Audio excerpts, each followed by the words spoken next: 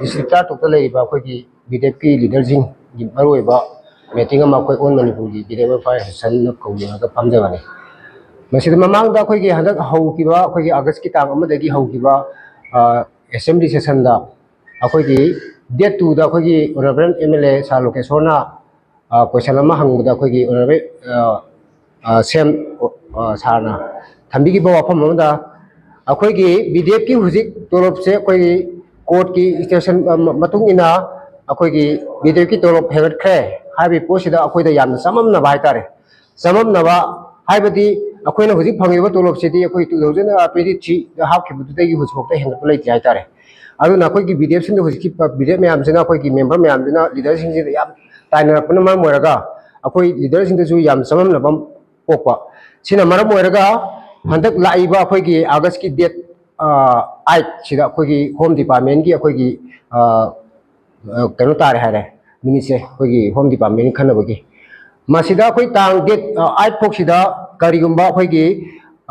urban sem na lathokpi gi ba akhoi gi tolop BDF ki tolop se hengat khre hai ba se masi are pa akhoi gi kaya de hengat lebano kaya hapaga akhoi gi on manipur BDF sing sida dising kaya hapaga hengat lino hai ba gi posima august ki date 8 phok ki manung sida aseng wa mathambi wa bajima koi on manipur BDF fire association site thamjari karigumba masigi numisida he akoi gi assembly da puthoga thambirakta bataragadi nongan ba date 9 lai tare nongan ba date 9 sida gi akoi gi amukta thokpi ba akoi gi asuk yamna kuira ba wan khangdil abai tare amukta thokti mong da akoi gi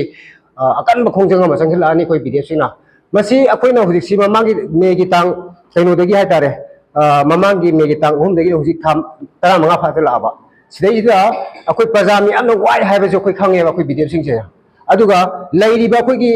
any mafam khudi makta sosambu dagi sosambu ga bisembu taina ba adagi somna singa da taina bi imbal west sida lairi ba BDF me amna ngai ba khuding makse masida awana thidna ngasi bokta nongju no samar sida wana kha kanda huji bokta akoi da sabsa bi sim hekale haibadi tawida ba aduga akoi gi duty na akoi gi laiba